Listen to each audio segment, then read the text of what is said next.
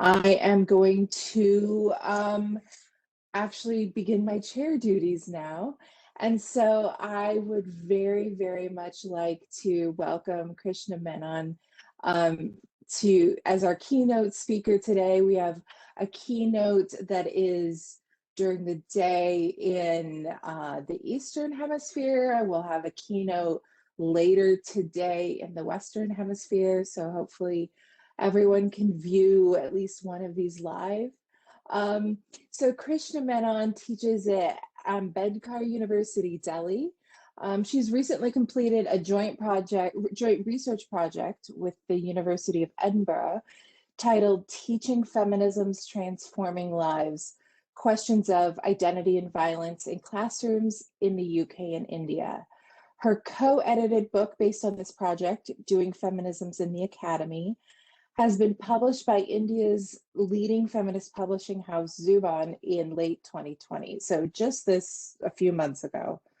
The innumerable social movements for progressive and democratic change in India are what inspire her. She is currently one of the co-editors-in-chief at the International Feminist Journal of Politics. And so we're so glad that she was able to join us today and speak. Krishna, I'm going to hand it over to you and the attendees. If you want to, you can type in the chat, or once Krishna is done presenting, I hope we have a great Q&A. So thank you so much.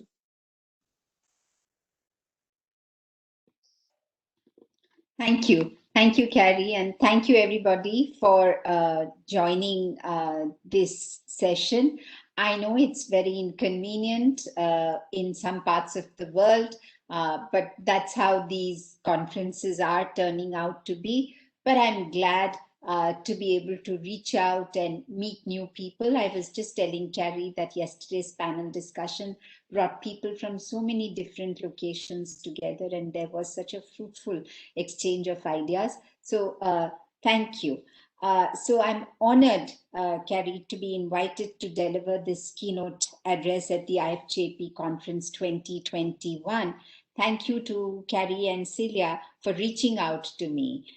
We agreed in consultation with each other that the experiences of and resistance to violence by women in India and the complex and intersectional nature of these experiences could be the theme that I focus on for today. Violence is never a simple fact. We should remember always that the distinctive social structure that underpins each violent act, each violent incidence of violence is determined by a host of intersecting factors: the location of the family, the social and economic context, where multiple and mutually reinforcing inequalities are at play. However, in the popular understanding and sometimes even in the legal frameworks, violence is abstracted from the hierarchical and intersecting inequalities and context of society. So as feminists, it becomes our task to actually keep flagging the unequal and hierarchical context of society in which this violence is unfolding, and thus give it a complex and intersectional rendering. In the times that we are living in, dominated by the experience of the pandemic and its violent consequences for people and communities, it is important for me to set the stage, as it were, by placing our proposed conversation in the larger context of violence that we are witnessing today. The past year has presented to us unimaginable challenges, and yet people have worked hard to care and come together.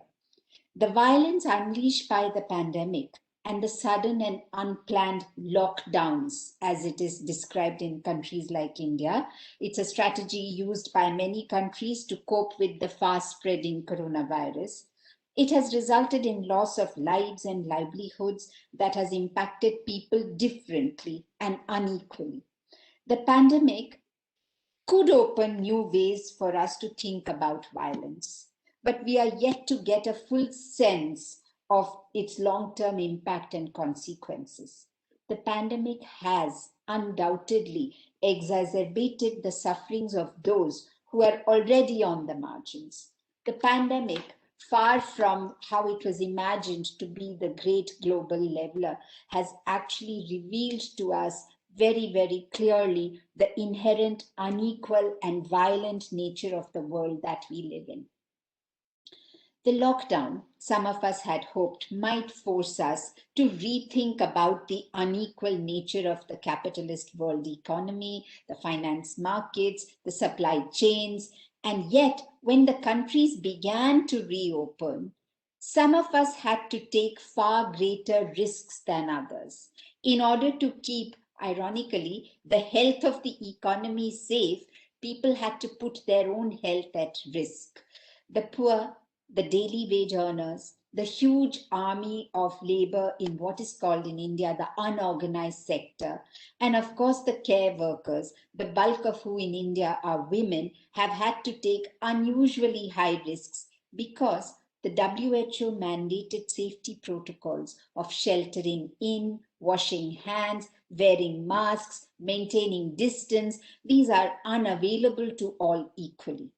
In fact, when the government of India announced the shutdown suddenly and ordered people to shelter in, vast sections of the poor in urban India actually began their long journeys on foot immediately. They risked their lives because they lost their livelihoods suddenly.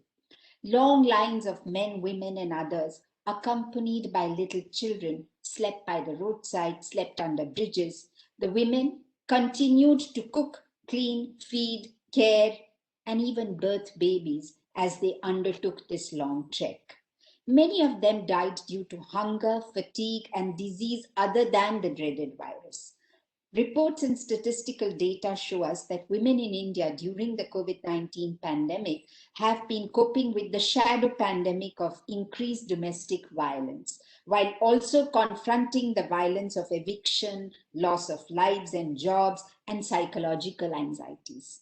The starkly unequal and violent experience of the pandemic that is still unfolding is the context within which I shall today focus mainly on the violence experienced by women in India and its intersectional nature and the many forms of resistance and negotiation. I shall begin with preliminary thoughts on the multifaceted nature of violence and its historical context in the construction of the contemporary nation state in India.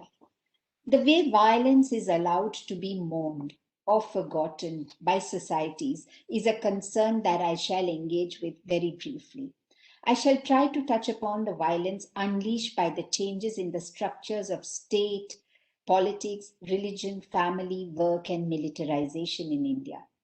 Women in India, like elsewhere in the world, are not victims of violence alone. There is considerable friendship, solidarity that they find and are able to negotiate, sidestep, sometimes challenge the violence unleashed by families, religious establishments, economy, and the workplace, and of course the army. I would also speak about the strength and energy of the various ways in which this violence has been resisted and challenged, with a special focus on women and queer students on university campuses. So that's a lot of things that I plan to do. Let me see how much we are able to accomplish. Violence is seen in many forms and in many different contexts. There is near unanimity in upholding the futility of violence as a tool for resolving conflicts or creating order, especially in democracies. Violence is a subject of academic writing, research, activist engagement, government inquiry reports. It's overt, it's covert, it's raw and large scale, and at other times it's intimate and invisible. There can be many reasons for violence, and these reasons are invariably complex. Violence is sometimes the consequence of identity politics. For instance, in the cities like Delhi or Bangalore in India, people from the northeast of India are targeted and they become targets of violent attacks. It's often structural in nature due to class inequality, unemployment, and so on. It's commonly agreed that violence causes injury and may sometimes even prove to be fatal. Violence could have a wide variation of victims, just as it could have a wide range of perpetrators: family members, friends, private bodies, state structures, and ironically, the enforcement agencies that are tasked to protect the citizens from harm themselves turn to be violent. In the Indian context, it's ironic that while violence is rather ubiquitous, it's unmentionable, especially violence experienced by women. Violence and the fear of violence creates a culture of terror and silence on the matter. The issue is complicated further in most South Asian societies, including India, by the invocation of the idea of family honor and dignity, wherein the onus of upholding the family honor is placed on women and the extent of their conformity to the existing patriarchal norms on matters such as work, sexuality, contraception, marriage, education, and so on.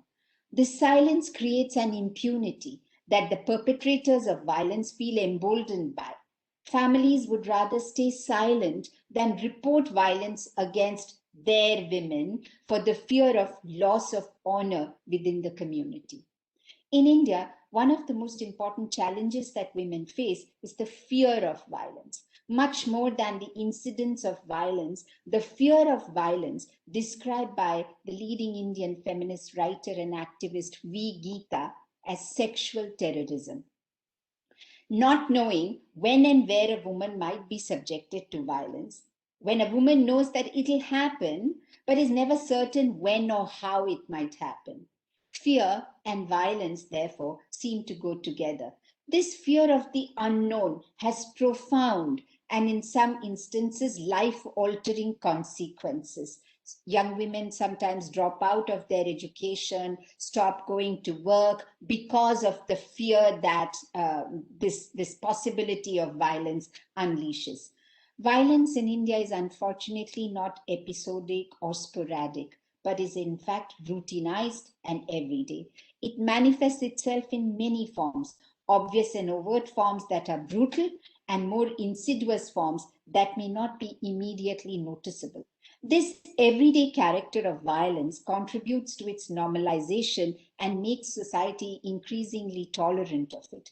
On a daily basis, women in India are subjected to stalking, staring, lewd comments, groping, rape, and murderous attacks. Women experience violence in the public sphere as well as in the most intimate settings. Violence is of various kinds, from the obvious physical to sexual, health and nutritional related, psychological, economic, and financial, to name just a few.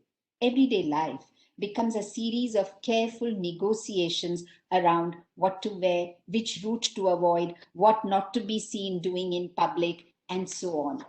Women's experiences of violence in India is obviously heterogeneous, determined by their caste, religion, region, class, sexuality, ability, age, and so on. Women with disabilities, queer and trans women, women belonging to lower income groups, older women, homeless women, or women from the northeastern regions of India, Kashmiri women, face the threat of violence in very specific ways.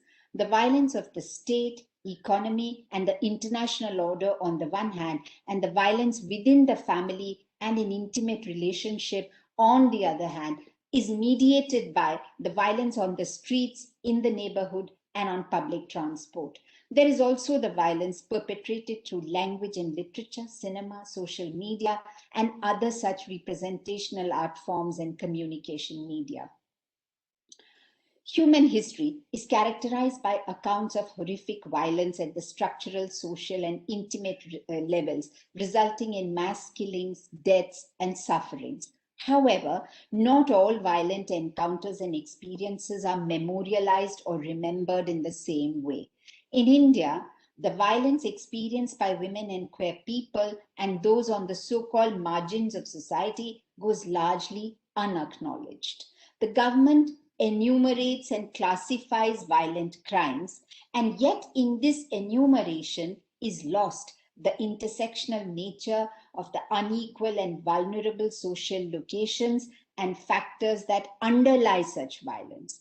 The Ministry of Home Affairs of the Government of India collates data from the police and other law enforcing agencies on crimes committed on a yearly basis and analyzes the data through what is called the National Crime Records Bureau, the NCRB.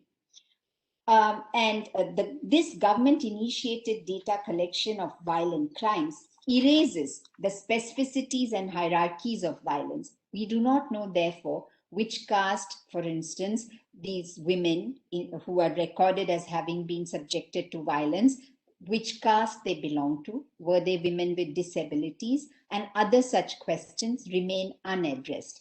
The erasure of memories of violence is integral to the gendered violence that accompanied the partition of India in 1947 by the retreating British government.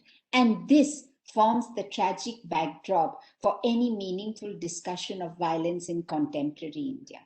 This was a time when, to uphold the ideal of family and community honor, women were often murdered by their own fathers, sons, or husbands to prevent them from being raped by the men of the other community. This is one of the darkest and most violent secrets of the formation of the new nation states of India and Pakistan. Feminist writer and publisher Urvashi Butalia and other scholars are, through their writings, trying to understand this silence. The events around the liberation of Bangladesh, for instance, in 1971, remind us that many Bengali women were sexually violated by the Pakistani soldiers and their collaborators. The Bangladesh government publicly designated these women as Birangunas, brave women. However, individual raped women had to erase and silence their memories if they wished rehabilitation within their families and communities. This silence and erasure is a long-term violence that women have to contend with in order to uphold the family community honor. Remembering or forgetting violence is linked closely to the question of who the victim of violence is, who counts as human, whose lives count as lives that matter and are grievable. The unfortunate fact is that not all human lives are considered to be equally precious and intrinsically valuable. The loss of some lives are grieved and memorialized, while others do not need to be mourned and remembered, as is the case of the horrific incidents that followed the brutal rape and murder of a young Dalit woman in Hathras, 3 hours away from Delhi, the capital of India. Last September, in the village of Bulgari in Hathras district of the state of Uttar Pradesh in India, Manisha, a 19-year-old Dalit girl, was working with her mother in the fields. They worked in the fields of the upper caste villagers. The family would often go to these fields to collect grass for their cattle. Suddenly, her mother heard her daughter scream, and when she rushed to check, she found her daughter covered in blood with her tongue cut.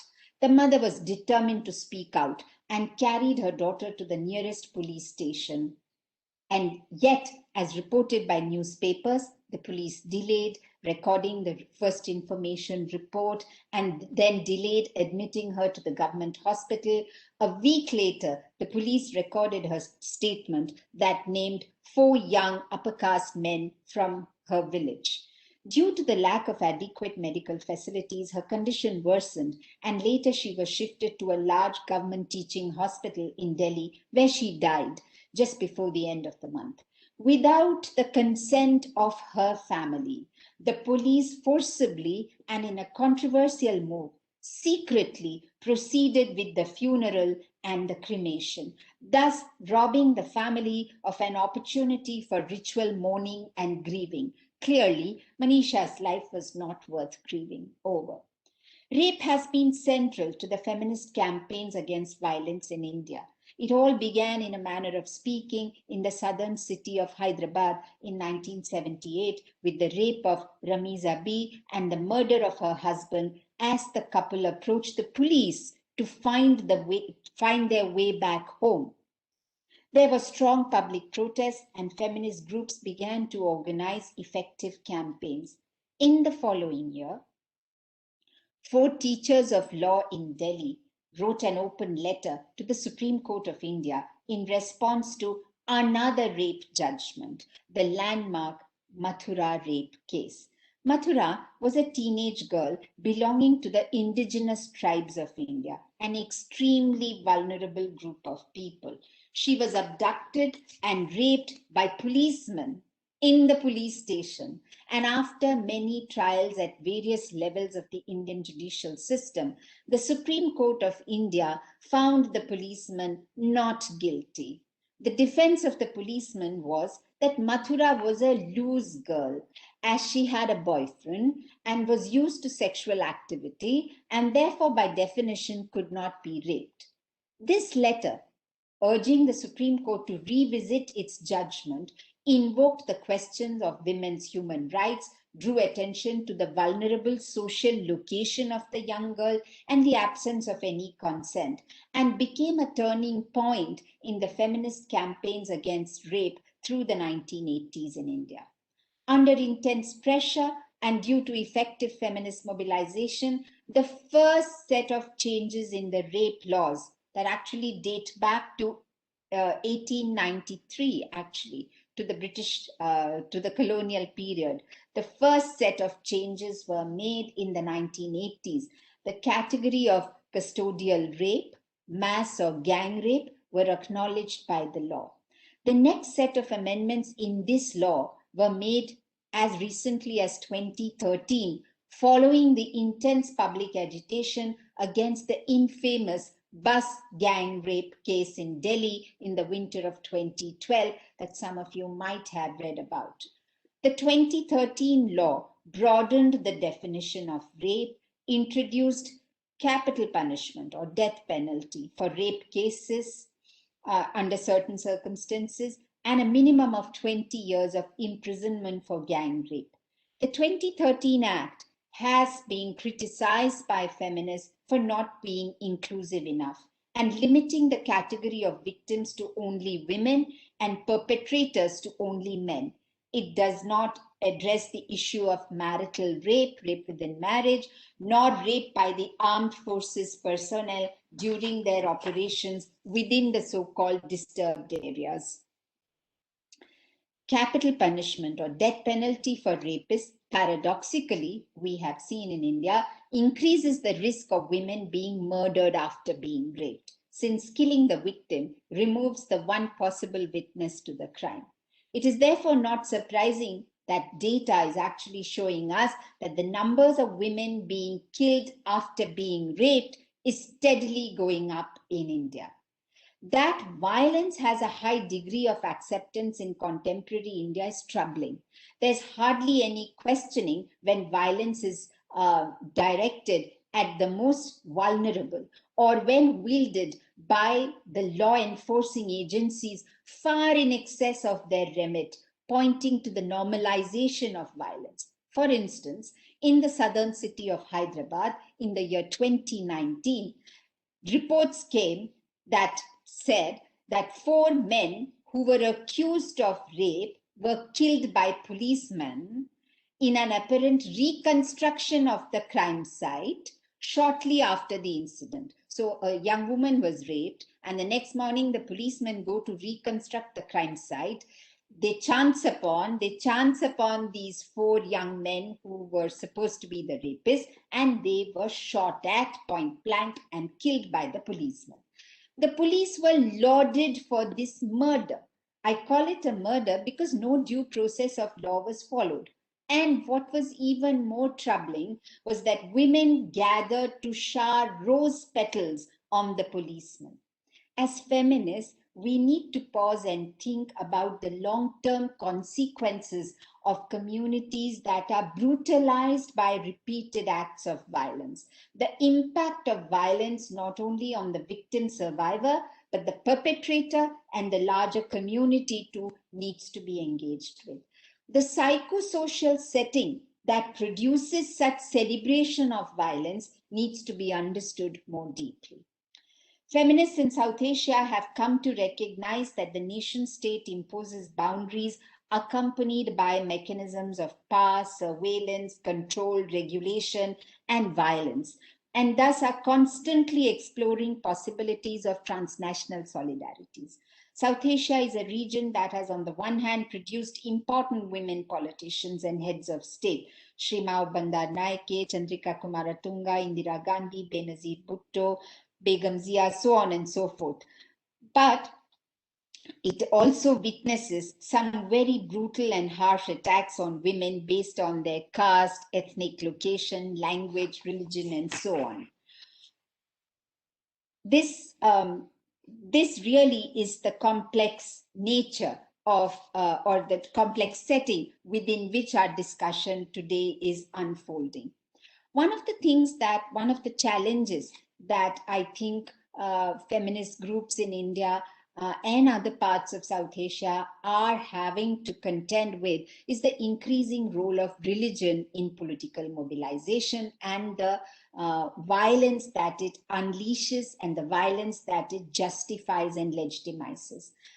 This cannot be ignored. And gender has a special role in this. Especially women here are accorded a unique status in the reimagination of the nation.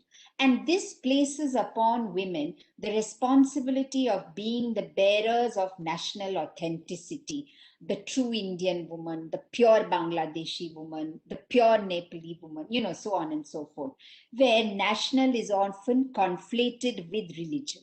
While also the women are also considered to be conduits through which the national vision of development unfolds. So good women will either regulate their fertility to bear more children for the sake of the nation, or control their fertility for the sake of their nation, will eat better so that for the sake of the nation they bear healthier sons, etc., etc. There is a great deal of violence built into these expectations. Political rivals deploy religion for mobilization and condone horrific gendered violence that largely targets women in order to teach men of the other community a lesson. And yet, we cannot help notice that there are many women who are enthusiastic participants and supporters of this kind of violent political mobilization that invokes religion. I move next to the idea of the family here, and it's so vast and complex. However, it's going to be less than a snapshot. The family and the role of women within the family remains the boundary that cannot be crossed in this part of the world. To uphold family honor, violence is condoned. Family honor is a complicated idea that feminist politics in South Asia has to contend with. There are many aspects, but I'm going to focus on the idea of transgressive desires. Desires that cross normative gender roles, caste, community, religious lines. These result in unimaginable violence. Disappointingly, the judiciary and the law enforcement agencies often act in collusion with the family and the community that seek to avenge these transgressions. The young, especially young women, are often kept under strict and menacing surveillance, and any transgression could result in actual physical violence and even murder in the name of family honor. Such desires are forbidden, as they violate the carefully arranged relationships that exist within society, from which the state draws power and legitimacy. The family is expected to control and regulate the bodies and sexualities of its members, especially of the women, because, as the feminist historian Uma Chakravarti has said very evocatively, women's wombs are literally considered to be gateways to the community. So you need to control those wombs. It is in this vein that one of the largest states of India, Uttar Pradesh, has recently promulgated an ordinance in the November of last year, actually, popularly referred to as the Love Jihad Ordinance, that seeks to regulate interfaith marriage. Love Jihad is a term used by Hindu majoritarian groups to refer to interfaith marriages, specifically instances of Hindu women who convert to Islam in order to marry Muslim men of their choice. The offense, as per this ordinance of illegal conversion, is cognizable and non-bailable. That means the police can arrest the accused without a warrant. This idea of love jihad is based on a deliberate campaign which claims that Muslim men use love, seduction, and trickery to convert Hindu women to Islam with false promises of marriage. So Hindu women are gullible, naive, and innocent. They need to be protected, and this is the way the state is going to protect them. And they need to be pure. Hindu women need to be pure in order that they might be fit mothers of the great nation. The fear of arrest, and that too of a non-bailable nature, has created an atmosphere of fear and a justification for far greater control and lives of young people, especially women. This fear in turn legitimizes the use of violence by families and communities, ostensibly to protect the nation and its purity. I turn to questions of labor, economy, and gender in this part of the world. This has been a fascinating area of feminist engagement, given that the entire region is negotiating globalization in different ways. The gendered nature of opportunities, changes, and challenges that globalization has brought has been diverse. With new ways of organizing work, new skills, and new opportunities have opened up. The fact is that the impact has been uneven and the experiences rather fragmented. Often, new employment opportunities are reconfigured in such a way that families and communities continue to regulate and control, especially their daughters' lives, their sexuality and mobility. In my own work with my colleague, the psychologist Rachna Johri, we were struck by the psychological burden of the fragmented nature of subjectivity that globalization has produced in South Asia. In the glitzy shopping malls of South Delhi, that's the more fashionable districts of Delhi, the young women, drawn largely from the poorer neighborhoods of Delhi, act as conduits for the luxury products and lifestyles of globalization. They are expected to be embodied in at least two different ways: the Western attired, fully made up, sales assistant with a confident body language, who, while on their way back home in the crowded buses of Delhi, transform themselves into plain girls with no makeup. These different embodiments create fragmented and fractured subjectivities and result in very complex processes of negotiation and resistance in their daily lives. These fractured subjectivities have to be negotiated by women very carefully, or else they risk violent reprisal on the streets and buses while traveling to work, at home from the family who police her, and at work the dreaded supervisor who acts as a gatekeeper of globalized standards of professionalism and performance. I now move to the next theme, which is of violence and militarization. The violence of decolonization combined with the compulsions of international geopolitics have resulted in making many regions in India and other parts of South Asia heavily militarized.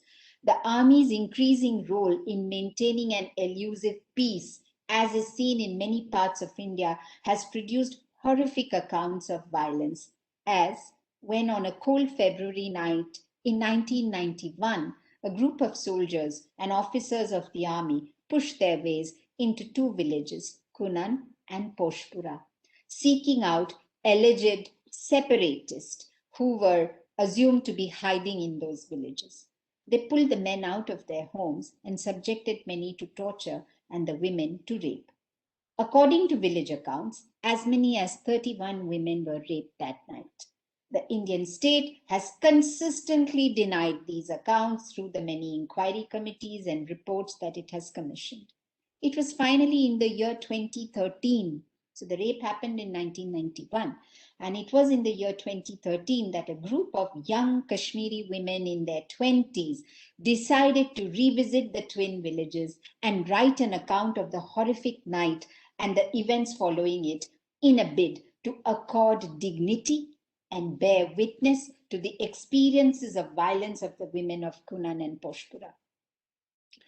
To soften the image of the armed forces and gain legitimacy, some of the states have tried to induct women into the military. In India, for example, the government is very proud of its women police contingents in the UN peacekeeping force, and these women are projected as symbols of empowerment. However, the ability of these women to sustain whatever the social gains this kind of exposure generates remains rather limited.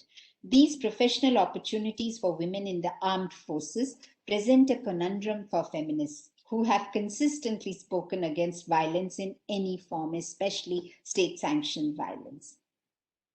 And yet, the lives of women in South Asia is not characterized by violence alone. The everyday lives of women, as feminist scholar Nida Kirmani has shown, involves working, meeting friends, cooking, sharing recipes, singing songs, exchanging small talks, claiming public spaces, engaging in meaningful work and resistance politics, creating poetry and art. These acts remain the most effective challenge to violence.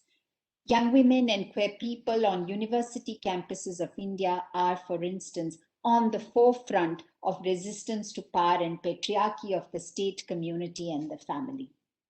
Higher education spaces in India, like elsewhere, are expected to be centers of knowledge creation and dissemination, and are charged with the responsibility of creating skilled professionals who would be employable. In addition, in the Indian context, the university provides young people a context that is very different from the social context of hierarchies and inequalities based on caste, gender, etc. The university space, thus, is an important catalyst for the democratic reimagination and transformation of Indian society.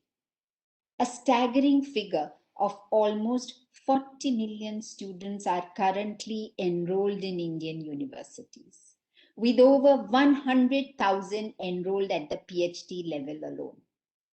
With over 900 universities, 40,000 colleges, and 10,000 standalone institutions, India is surely one of the largest systems of higher education in the world, as well as in terms of the sheer numbers of students enrolled. This is a unique moment in the history of higher education in India. Groups that were hitherto unable to access these spaces are today, because of and through the system of affirmative action as mandated by the Constitution of India, called reservations in India, that's what it's called in India, they're able to access these spaces and claim their rights as citizens of India. Young people from oppressed caste and communities recognize the centrality of education in this project of democratic transformation.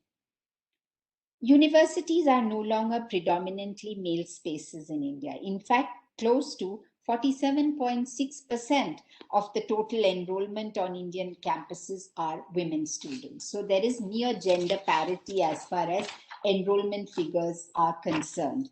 The figures, however, hide the unevenness of the enrollment. Most of the enrollment is in certain kinds of educational streams. There is a near absence or minuscule presence of religious minorities, of women with disabilities, and so on. Equal access to higher education has undoubtedly brought about a huge change on university campuses. However, unless this formal equality is experienced in substantive terms, the transformative potential of higher education in a society such as India would remain limited. Till such time, students from the margins of society continue to experience the university as a violent space. There is a lot of work to be done for us who are teachers and administrators in the universities. Institutional suicides, student suicides that are to a great extent an unfortunate consequence of the experiences of exclusion, discrimination, and harassment faced by students from backward and Dalit communities, within quotes, on Indian university campuses, is one of the biggest challenges facing higher education in India. The student body has become more heterogeneous than ever before. And this has important implications for curriculum design, pedagogy, the readings that the teachers assign, the evaluation and assessment patterns, cultural and other activities that are conducted in the campus, the kind of residential facilities, library and digital access, fee and scholarship, placement programs, governance structures. In other words, all aspects of the university need to be revisited from the vantage point of these new groups that are accessing higher education spaces for the first time. In the absence of such overhauling, the university continues to be an oppressive and violent space for many. The old is not giving way and the young are impatient. This explains to a very great extent the tumultuous scenes that we witness routinely in higher education spaces in India. Unless universities learn to do this, they would be complicit in perpetuating epistemic violence. Cutting through all these developments has been the growing presence of young women across political movements, both within the campus and outside. Earlier this week, a 20-year-old woman student from Bengaluru has been arrested and kept in police custody for 5 days on the grounds of participating in an international conspiracy against the Indian state. She's a committed environmentalist, and she, along with many young people across the world, including Greta Thunberg, have been supporting the over 3-month-long farmers' protest just outside of Delhi. This arrest and the arrest of many such young women, articulate, confident, willing to challenge the gendered norms, willing to challenge what the state expects a good girl to be like. This arrest actually has sent, a chill down the spines of other young activists. Everybody's worried.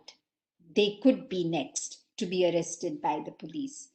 This is a moment for feminists to actually wake up, and there is already, even as I speak, there is mobilization happening around this. For many young women in India, the experience of accessing higher education is also simultaneously an experience steeped in violence. The violence faced at home, on the streets, on public transport, while on their way to the university, in the shared student housing, and then there is the experience of violence on the campus itself. The surveillance measures that are institutionalized on campus, the unwanted sexual advances by peers, and of course, the ever-present threat of sexual harassment by the faculty. Women students, especially those from, what is called in India marginalized backgrounds, often report that they experience the university structures and faculty networks as exclusionary and sometimes violent and intimidating. Mary John, the well-known feminist scholar and writer from India, draws our attention to an exceptional situation in India where there is near gender parity between men and women in higher education. And yet, very low proportion of women today are able to find gainful employment in India, waged work. Statistics show us that women's work participation rate in India is steadily declining. A small proportion of women with their privileges, rooted in caste and class, have found lucrative employment opportunities in the new economy, thus effectively reproducing the social hierarchies that exist in the Indian society. This structural violence of exclusion from waged work reinforces and acts in tandem with the individual instances of violence that the young women encounter when they step out of their communities and families to access higher education. At a time when more and more women are reaching out for higher education, the chances of secure employment are shrinking for women. This, in turn, increases the dependence on families and relationships with men, thus increasing the possibilities of violence. And yet, young women are not ready to give up. Therein lies the hope and the story of resistance. Young women and queer women, trans people on Indian university campuses have organized themselves into groups that challenge the entrenched power hierarchies and the culture of silence and impunity around sexual violence. They no longer see these as isolated experiences of violence, but are able to place it in a larger structural context of the political economy and culture. So I'll stop here. Thank you, Carrie, and thank you, everybody. Thank you so much, Krishna. That was an excellent talk. I actually wish that we had the ability to, applaud, and maybe I should find an applause button for when everybody finishes. It's one of the things we miss about being live, is like feeling that the room warmth. So what I'd like to do actually is, we have some time for questions, comments. There are some in the chat. I want to see. I'm gonna see. I don't know if either Ayelet or Swati want to raise their hands and talk about this. It's fine if you don't. Yeah, I'm gonna call on Ayelet. Go ahead. Do you hear me right now? Yeah. Fantastic. Thank you so much for a fantastic talk. It was fascinating, and it was a bit depressing, I have to admit, and very difficult. So what I was hoping to ask is about hope. If we're trying to trace hope in this complex environment, where should we find it? Is it feminist mobilization? Is it activism? Because India is magnificent.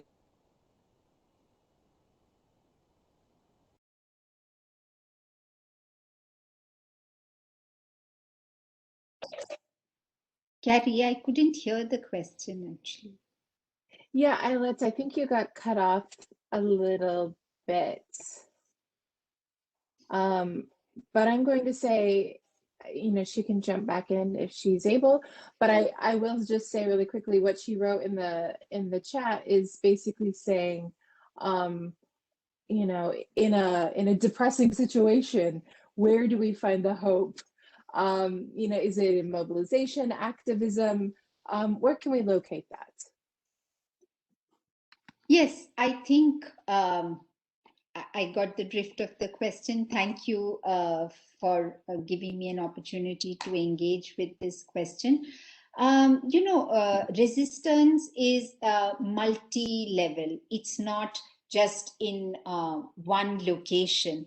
There are large-scale mobilization that is initiated by big women's organization and feminist groups and groups that work on gender and sexuality on the one hand, and there are also daily resistances organized by a group of women in a village, say for instance, who challenge the existing ways in which the power is organized in their specific location. And I think one of the heartening developments. See, India is so big and diverse and complex and hierarchical that whatever I say, the opposite of that is also applicable. So, it's really difficult for me to make I tried to do that, give a kind of a generalized overview, but there are so many specific struggles and specific ways in which feminist groups are engaging with the question of violence on, as I said, young people's involvement. And in many instances, men coming out and actually joining these mobilizational efforts. These are heartening, actually. And that is where I see the hope. And also, as I said, it's at various levels, multiple levels. So there are women in the bureaucracy, there are women in the judiciary, women in the media, women in the academy, in the medical professions, and women farmers. Just as we are speaking, The long drawn farmers movement in Delhi, just outside of Delhi, has seen unprecedented sights of women farmers. I'm sorry to actually qualify them like that, but that's how the media has been describing them. Large numbers of women who have participated and who've been there in the bitter cold of North India for 3 months. Last year, when the government introduced the Citizenship Amendment Act, which resulted in outburst of opposition to that promulgation, it was actually led by women, and most hearteningly by women from groups that usually do not participate in politics, women belonging to minority groups, women from the campuses. And there was this conversation that began to happen between university students on the one hand and the women from the local communities and neighborhoods. And then there are so many organizations, what in India are called NGOs, non-governmental organizations, that actually take up one small issue to begin with. It could be an issue to do with the specific form of livelihood, but soon they begin to see the interconnected nature of their specific location and the kind of livelihood that they pursue, and other groups that are engaged in similar struggles. So this constant conversation and the ability to accept criticism. Of course, it's very difficult for anybody to do that, but there is a lot of debate within feminist circles, within feminist groups, and for instance, a group of rural women in India run their own newspaper called Khabar Lahariya, and they have women reporters who report from rural India, largely North India. They write in their language, they report stories that are of immediate interest to them, but that doesn't mean that they are insular and inward looking. They're able to make, so for instance, some of the most incisive stories on gender and livelihood and domestic work during the pandemic have actually come out in the Khabar Lahariya, which I have found extremely useful to understand, as also writing on domestic violence has come out in these kind of, so I don't know whether I've been able to give you some kind of an idea of what's going on. Thanks. I'm going to see if Swati wants to ask a question live. Yes, thank you, Carrie. Can you hear me? Yes. And as long as I can't be seen, because I'm on way to my physio session right now. But good morning, everyone from Gothenburg. And thank you very much, Krishna, for that great overview of, so many complex situations and experiences of violence in India. And I think some of these stories that you narrated to us is extremely important. And I think it must be retold to keep public memory alive, discourse alive. So I understand where this retelling becomes really important.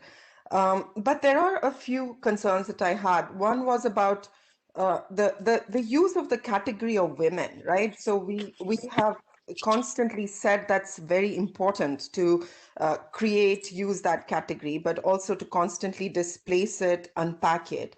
And I thought that in the very kind of very rich overview, somewhere I felt that was little bit lost, as we kept wondering who these Indian women were. And this is again a typical problem associated with us trying to move beyond nation state analysis, but we continuously reproduce that by talking about Indian women, India women, we don't even cover South Asia in that. So a little bit of that. And then you did very briefly talk about resistance and various forms of it. There's also a lot of resistance by indigenous women, for example, in my own home state. There's a lot going on that needs to be foregrounded. But I was wondering if you wanted to also reflect on how to understand these models of resistance, which in the last 10 years, I would argue, has taken many different forms. What are the epistemic tools that we can employ to understand that this is it's going on at multiple levels. And finally, and you don't have to answer all of this, you can choose. Given this broad overview and some of it very pessimistic, as I agree with Eilert, what are the broader implications for transnational feminist activism or network when we think about what is going on in India? Because it's not like a micro space where, all these cases are. I mean, I could even cite cases from Sweden, or in the US, it's also much worse. So I think everywhere the same situation in Israel, from where Eilert comes from. So I think we're all struggling with this. So what is it that we can take away, draw from what's going on in India, for example? Thank you very much again for your talk. Thanks. Thanks, Carrie. Thank you, Swati. So to the first point, guilty as charged, because it's really not possible as you said, it is really in the nature of an overview. And, I'm sure that an audience such as this would have picked up the fact that I was repeatedly trying to problematize the category by drawing attention to, for instance, Mathura and her location, Manisha and her location. And the whole idea was to actually sort of draw our attention to that. But really, honestly, I haven't been able to, flesh it out further. Maybe another keynote, and that might be possible. As far as the last question is concerned, Swati, that really is a question that has, I think, exercised the minds and political energies of feminists in this part of the world. And the answer to that has to be found in something larger than just the feminist networks. And the answer to that, the context within which all of this is unfolding, is a kind of majoritarian political mobilization, what in India sometimes is called Hindu right-wing politics, but really a politics which is a very convenient, coming together of a neoliberal political economy and community-based aggressive assertion by the majority community. So cultural, what in India we call, Swati, cultural nationalism, which sort of becomes that becomes the cultural consensus, and the market economy becomes the consensus from the political economy side. The coming together of these two, which sort of trample upon the interests of the individual, those who are not in a position to access power or determine the terms of discourse in a large and complex society such as ours.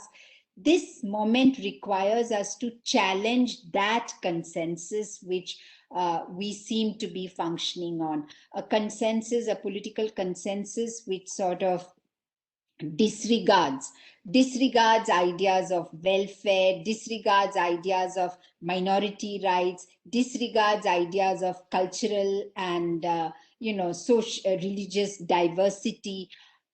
There was a kind of consensus earlier, and there is a new kind of consensus which some of us find very frightening. But the fact is that large sections of India's upper caste, middle class groups seem to be right now at this juncture persuaded by this new consensus, which sees the future for India lying in muscular political assertion. And that muscular political assertion requires a certain kind of economic foundation.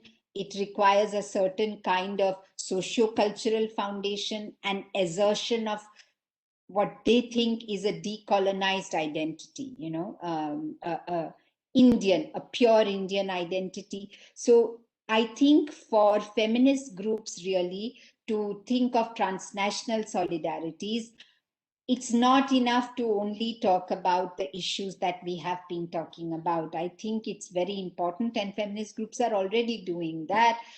It's important to engage with these larger questions. And this we see not only in India, we see it in our neighborhood as well, and in many other parts of the world, where there is a kind of contempt and disdain for the vocabulary that speaks about the margins, about the vulnerabilities of people.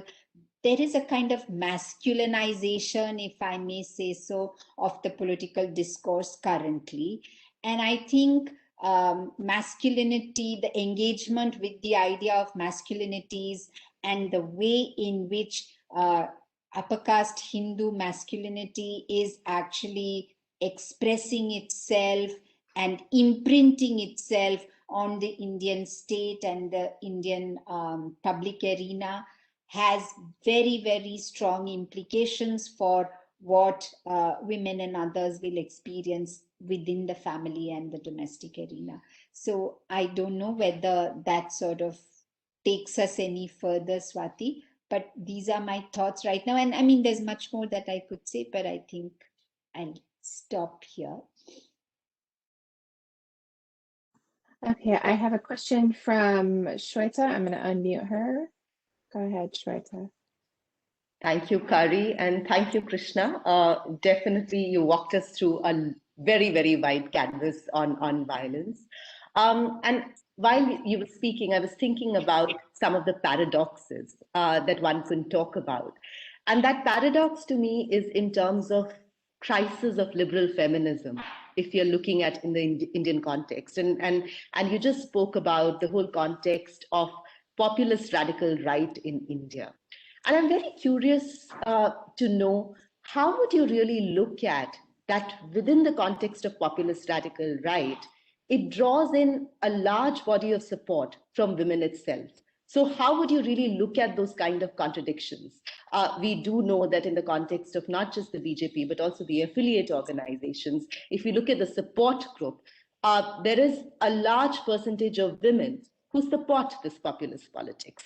So how do you think you can build solidarities in this moment of differences? Is this also a reflexive moment for liberal feminism, or is it really a reflexive moment to really think about both difference and dissent within the frames of feminism in India? And what would your take be on that? So thank you, Shweta. Thank you for that question. I have many, many thoughts on this, but I'm just going to summarize, I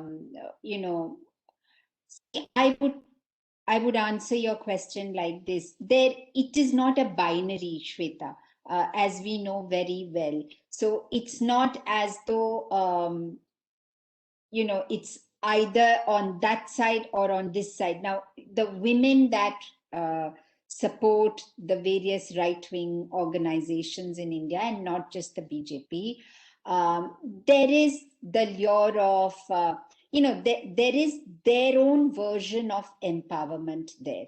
And if you've seen the historian Tonika Sarkar's work, she's really problematizing this kind of the Hindu imagination of an empowered woman is somebody who, without transgressing and without violating the caste code, without violating the cultural code of upper caste Hinduism, is yet able to navigate the public spaces. And in that lies the greatness of her feminism, within quotes. And feminism itself is a term that, as you would know very well, is used rather pejoratively by these groups. They prefer the term empowerment. They prefer the term, in Hindi, Sashaktikaran, and not really feminism or Narivad, because these are seen as Western ideas. So they see the family as an important unit for transmission of Indian culture. That's a code word for upper caste Hindu values. So the family is centered around the presence, involvement, and role of the woman. And therefore, it's very important that the woman engage with the world outside, because the nation state requires her labor and her energies. So she will perform those roles in a very calibrated way, to such an extent that is permitted by the state, the community, and the family, so that her labor may be used to contribute and build the nation, but at the same time does not violate. So there are many women who actually, when the historian Tonika Sarkar's work that I referred to, when she speaks to these women on the Hindu right wing and in these organizations, they actually take great pride in the fact that they're able to juggle these so-called multiple roles, and they are able to cook for their family, look after their children, and they actually have disdain and contempt for those women who are questioning these, because by conforming to those roles, they are getting some kind of rewards, some positions in the party, some acknowledgement of the work they do, a kind of validation within the community. So if you look at Tarini Bedi's work on the women in Shiv Sena, Shweta, you would see that these women who work in the Shiv Sena, which is another right-wing organization in Western India, they are made much of by the community. They are honored on important occasions. So there is a great deal of validation that this brings, and it's very comforting for the women themselves, because they do not want to reconfigure themselves and unlearn all that they have been taught by their families and their mothers and their grandmothers. So there is a kind of comfort in this kind of empowerment discourse that does not forbid them from stepping out, but yet tells them that, look, you're good doing whatever you are doing, but we'll help you navigate the world outside, but in very measured and protected ways, so that your primary role does not get overturned. So I think that's the challenge, really. And it's not as though it's, as I said, it's not a clear binary. There are many women who have actually, within the Shiv Sena, within other organizations, who have actually withdrawn from that kind of politics. There are others who went and joined, what we think are feminist organizations. So I think the arrogance that to imagine that there can only be one kind of mobilization is something that we need to revisit. Thank you, Shweta. Thank you, Krishna. Are there other questions? You may raise your hand, you may write them in the chat.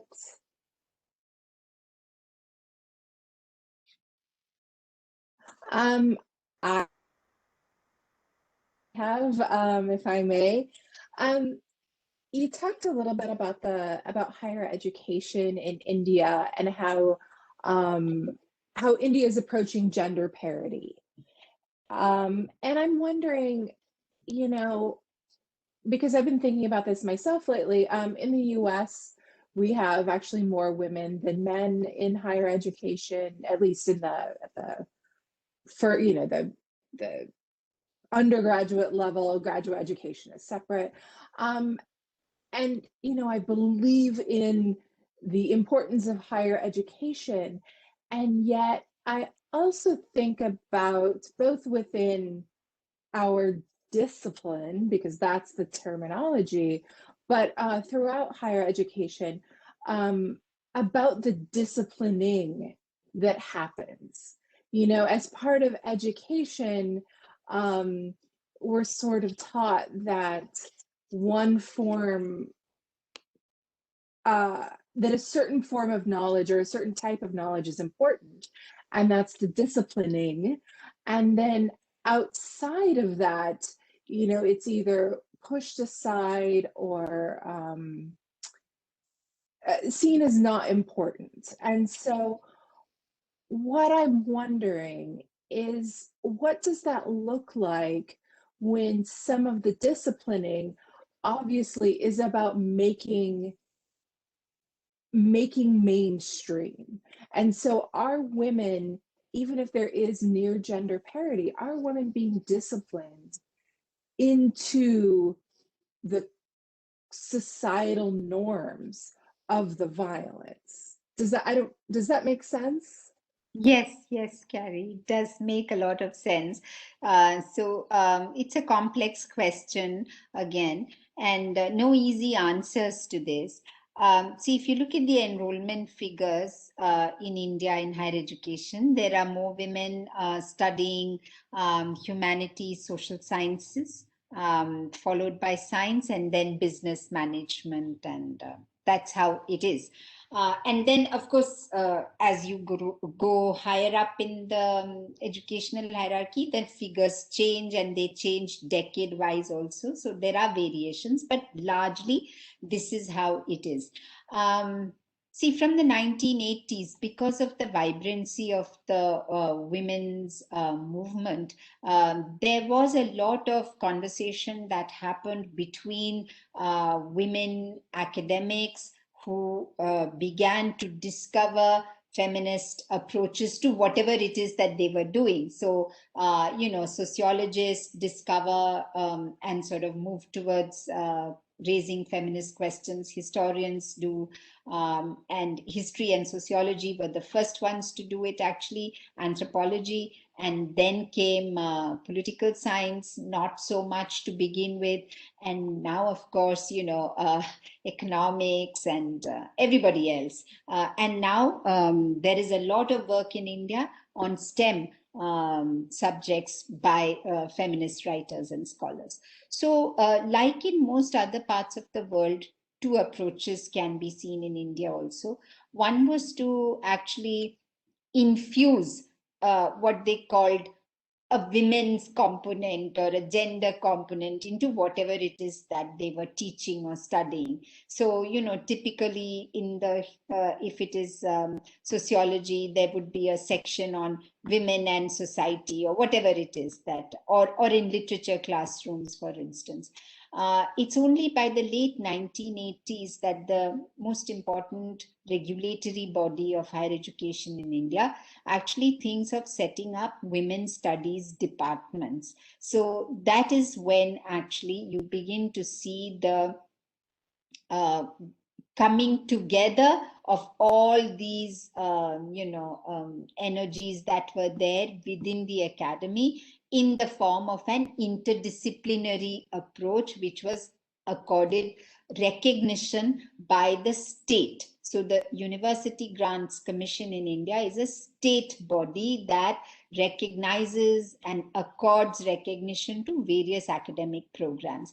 And it was accepted that the time was indeed ripe, because by the 1980s, it was clear from statistics and government reports that the kind of progress that independence would bring to women in 1947, it was hoped that things would change dramatically, but that had not happened. So it became important to actually investigate and inquire and understand why that was not happening. And in order to do this, they thought that it was a good idea to set up these women's studies departments. So for long, the debate really has been, should only women study women's studies, or is it open to everybody? Can everybody teach women's studies? We can see that even today, there is a preponderance of people who identify themselves as women in these departments. And as I speak, the government is threatening to defund many of these departments and programs. This is a common story. It's happened in Hungary, it's happened in Romania, Poland, I know in some other Western campuses, but it's happening in India as well. Funding is really diminishing for these programs. But I think the presence of people who belong to locations other than what the university spaces was used to has really been the game changer. There are students in class who often call out our own limitations, and I'm ever thankful to these students. A couple of years back, a student contested the grade that she received, and she actually said that the grade that she received was a consequence of a kind of evaluation strategy and assessment situation that we were following, which was not in keeping with and did not acknowledge and take into account her specific subject location, where she had certain kinds of, she sort of explained to us what that was. And we actually had to set up a committee in the university to try and understand and revisit. So I think the discipline, it's a tense situation, Carrie. That's how I will put it. There's tension. I think departments and programs, so for instance, my program, the one that I am associated with, is a gender studies program. The tension that we are constantly experiencing and the challenge that we have to constantly face from our students. Just when we thought we've got it all together, come a new group of students and call us out on what we are doing and how that's limited. And I am so thankful for being in that space, in that moment, having to respond to that and learn and actually make those changes and co-create that in the best feminist traditions, co-create disciplines which are clearly not, the program is clearly not contained. It's constantly being pulled. So, a few years back, say 2 years back, there was constant there were constant requests and petitions and appeals telling us how we were not really taking into account the specific subject locations of women with disabilities. And, so we had standalone modules, but they weren't satisfied, and rightly so. Now I understand, on standalone modules. They wanted it incorporated and integrated into the course contents of all the modules. They wanted these ideas to be there. So I think this is how, in this constant tension between the new entrants and the existing university structures, and that is where governance of university structures becomes very important. The kind of governance structures that you have, are they static, are they rigid? Because if they are, then you can't really have this space for dialogue and conversation. But if they are flexible and they're able to listen to these new voices, then there is some hope of disciplines not disciplining the student and the teacher, but actually, because of their porous and leaky nature, trying to be as democratic as is possible. I don't know if I've answered your question, Carrie, but these are some of the thoughts. Yeah, that was really helpful. We have 2 questions in the chat. I don't know if they want to ask them live, but they're related. And so I'm going to unmute Niam Koi. I'm sorry if I mispronounced your name. Did you want to ask that live? Yes, thank you, Krishna, for the wonderful talk. Just being a young woman in a university space, it was very resonating how university spaces becomes an important space, especially experiencing, like we have our own experiences in university spaces, like observing each other as women, sharing problems and all that. So I mean, I'm all over, but what I wanted to know is, yes, we do experience like a certain degree of quote unquote empowerment, emancipation. That is like a very big move from where we come from. But as young women, we are still negotiating every day with everyone, especially like in university spaces, uh, and also with families back home. Every day it's a small bargain. Like, we are in between the university space, which is considered liberal. Of course, it is a liberal space, but that is also, again, one can contest that. But so what I'm trying to say is, like, we are sandwiched in between. So every day it's we are negotiating every day, and it's a small bargain every day. So it's a very good thing, like this, your important talk on these issues really made me think. And I just want to know, like, how do we theorize this struggle as women in university and find solidarity among us? Thank you. Thank you. Thank you for the question. See, I don't think I have a pat answer for that about, how do we theorize? But I think in the, from a post-structural kind of perspective, it's very clear that there are going to be multiple sites of control and regulation, and there will have to be multiple sites of negotiation, resurgence, and resistance. How do we come together is a very important question for me. So, for example, a university student movement in, say, Delhi, how does it come together with your student movement? We don't even have any conception of each other's location. So that would really, and I think all of this actually points in the direction of transnational solidarities and exchange of ideas.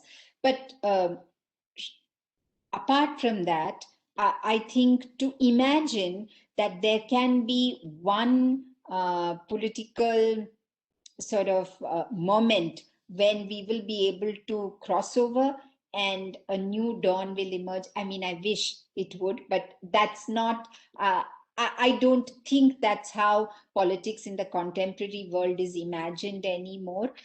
It will be a struggle, and there will be those small victories that we would gain from. And it's very important to share and repeat the memories of those victories. It's very important to keep the feminist conversations alive on campuses.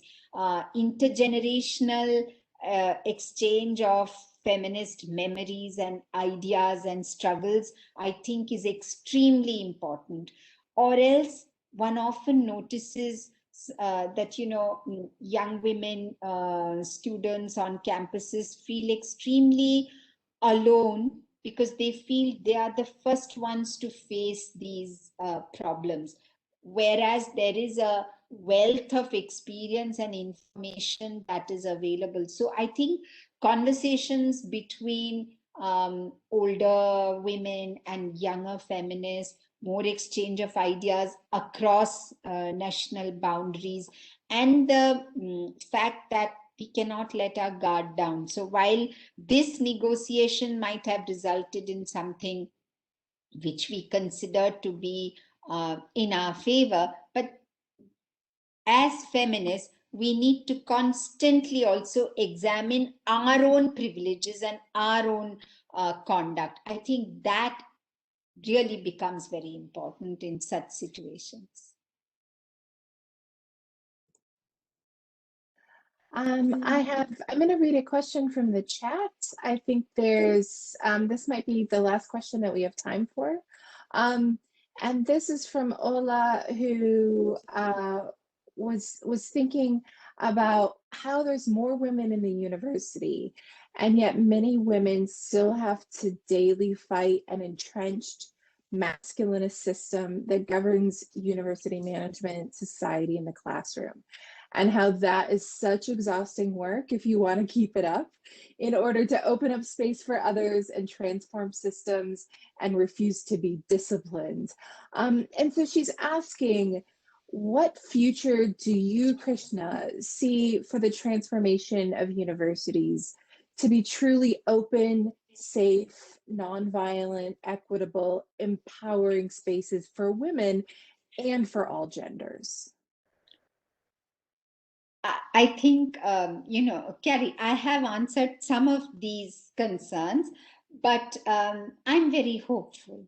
I'm very hopeful because I think that in my own experience as a faculty member and as an administrator recently, I realized that, it may sound very cliched and tired, but the fact is that each of us can make a lot of difference, and we need to find others like us who think similarly, make networks within the university, make friendships, come together, and not necessarily depend on the formal university structures alone. So, to have some kind of not a lobby, I mean, that's not a good word to use in the context of a university, but informal conversations, negotiations, solidarities. You sort out these issues, you talk to other like-minded people, and then you try to push the university structures in that direction. If there are many of us, it can actually result in. But as I said to Swati in an earlier response, while I am full of hope when I see the energy and commitment of the students on the campus, I also am extremely mindful of the immense power and control and surveillance that the kind of regime that we are living under is bringing to bear upon the universities, because the university is seen as a critical game changer, because it's a place where new ideas, new ways of being, new ways of thinking, new ways of imagining the nation are being talked about. And this is a space for criticism and open thinking.